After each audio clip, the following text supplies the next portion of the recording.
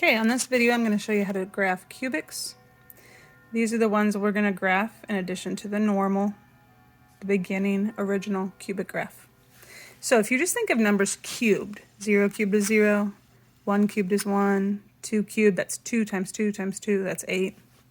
But negatives don't go away when you cube them, like they do with squares. So -1 times -1 times -1, that's still -1. By the way, these are called cubics.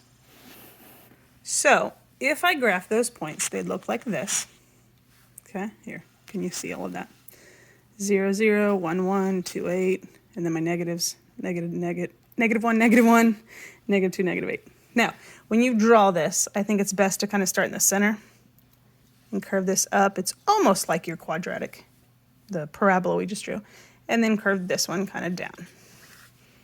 All right, some people call it an S-curve.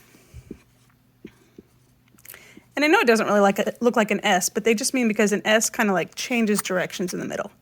And this kind of like, you know, half of it's different than the other half. So a lot of people call this an S-curve. Okay, so let's look at how these numbers will transform or change our graph.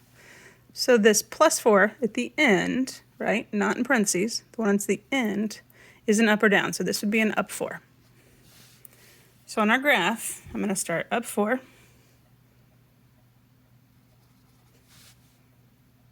And then I'm going to graph these points off of it. Again, remember, I kind of ignore the 0, 0 now because my beginning point is like my 0 point. So I'm going to go 1, 1, and 2, 8, both directions on that. These will quickly go off the graph. So like I can fit 1, 1 in my -1, -1. But 2, 8 is just going to be like a dot right here, basically. So just kind of put a dot at the very top of the graph, wherever it'll fall off the paper, I know. And then make this one, you'll probably be able to get one direction good, but not the other when they start moving. Yep, close enough. Okay, the next one, the 5, the -5, is in parentheses. So remember that moves left or right, but it's kind of the opposite of what we would think it should do. So a minus, I really need to think of the opposite of that. So this is going to move to the right 5. So on my graph, put my first dot at right 5. And then I'm just following all of these points from there. So after I go right 5, then I'm going to 1, 1, and 2, 8. And then the negative versions of that. And draw your cubic graph. Okay, hopefully that makes sense. So this one is just kind of like those two things combined, okay, but we're moving kind of the opposite directions on these. This one would be a left one, and that, since it's a minus, would be a down 3. So go left 1 and down 3, make your first dot, okay, left 1, down 3. Then I follow these points over here. So 1, 1. 2, 8, I believe is right there. I'm trying to count it quickly. Again, not to make this video too long. -1, -1, and -2. Well, it's going to fall off the graph a little bit there.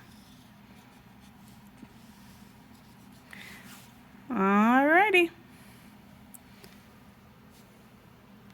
Now the last two types of cubic graphs I want to talk about are the negatives. So this negative in front means you flip it down.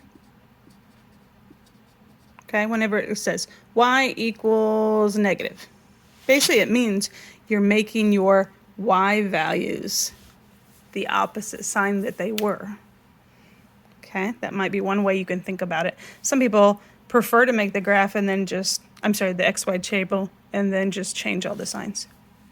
Now, this one, because the negative is attached to the x, it's basically like you're changing all of these signs from positive to negative or negative to positive.